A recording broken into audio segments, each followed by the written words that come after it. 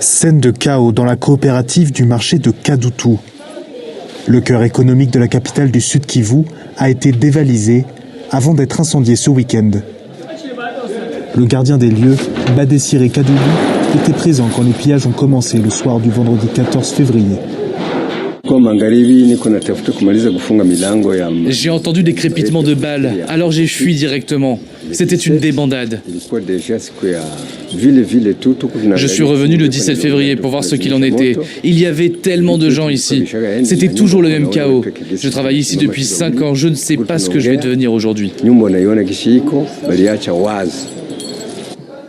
Chaussures calcinées, vêtements abandonnés. Voici les dernières reliques des 10 000 commerces de Kadutu.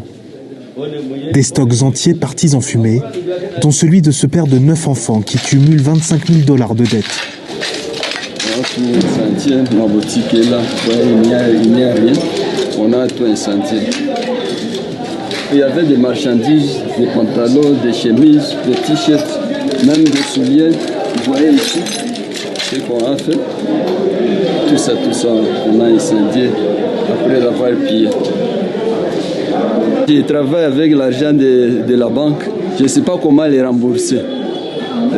D'ailleurs, en tout cas, je ne sais plus comment faire.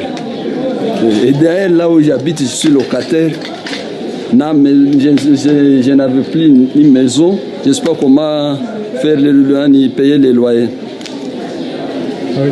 Oui. Ou même payer les dettes des crédits de la banque.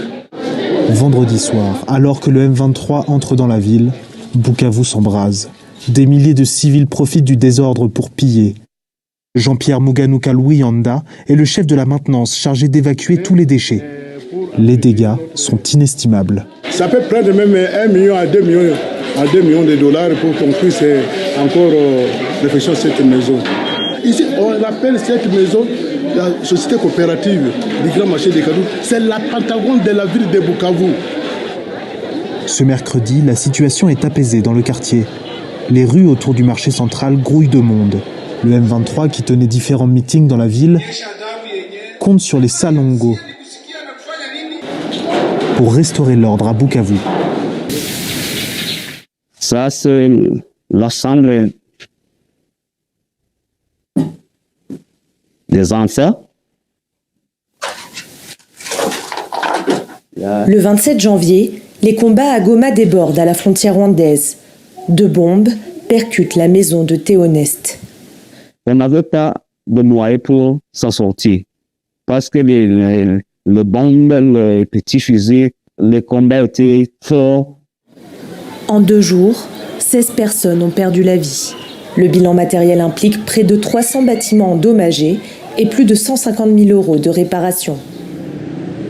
Aujourd'hui, le maire de Gisenyi affirme que la situation est stable. La ville y trouve même une opportunité économique. On voit qu'il y a un mouvement qui augmente de 2 côtés. Il y a les Congolais qui viennent consommer et les Rwandais qui vont là-bas. Pendant cette période d'insécurité, on avait entre 14 et 15 000 personnes qui traversent la frontière par jour. Et maintenant, nous sommes entre 28 000 et 30 000. Cet afflux intensifie les affaires des commerçants comme Babonamponze Moussa.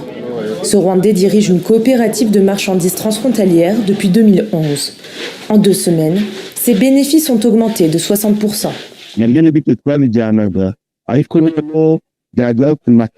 Tous nos bénéfices restaient du côté des FARDC à cause des taxes.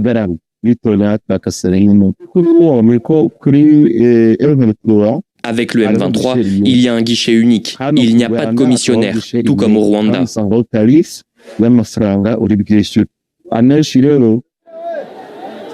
La frontière reste aussi ouverte jusqu'à 22h, soit 7 heures de plus qu'avant. Cette extension profite aussi aux transporteurs comme Twagiramana, payés 80 centimes par sac acheminé. Il est passé de 2 à 3 allers-retours par jour. Nous n'avons pas de problème. On paye et on passe. Mais beaucoup de personnes n'ont pas encore transporté de marchandises au Congo parce qu'ils doutent encore de la sécurité là-bas. Après Après la prise de Goma par le M23, certains habitants de Gisenyi pleurent leur mort, tandis que d'autres y voient un moyen d'arrondir leur fin de mois. 5 ans, Barthélemy Kialondagwa fait partie des 13 millions de personnes vivant avec un handicap en République démocratique du Congo. Un chiffre estimé par le gouvernement. Beaucoup d'entre eux sont des victimes de la guerre, ou plutôt des guerres successives que connaît le pays. Barthélemy a perdu son bras à 9 ans au Sud Kivu. Alors qu'il jouait au football, un engin explosif abandonné a explosé, tuant son ami. Lui a été gravement blessé.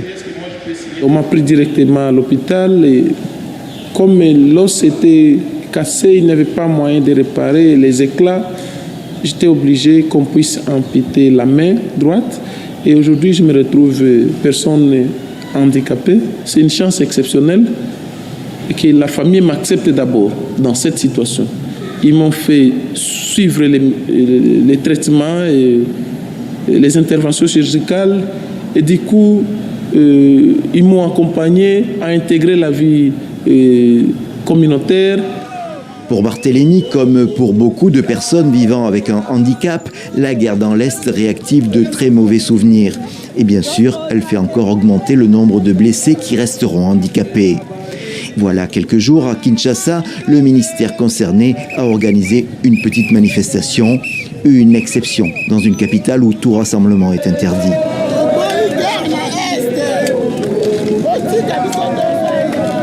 La ministre déléguée en charge des personnes avec handicap a ainsi eu l'occasion de faire passer le message du gouvernement. Comme pour les femmes et les enfants, les personnes avec handicap ont subi et continuent à subir plus durement les affres de cette agression. Le dernier assaut du Rwanda et ses supplétifs du M23 dans la partie est de notre pays a encore aggravé la situation des personnes avec handicap à cause de l'ampleur et de la nature des violences. Le ministère des personnes vivant avec un handicap a été créé en 2019 par le président Tshisekedi. Mais la ministre déléguée elle-même reconnaît manquer de fonds pour mener une politique de soutien.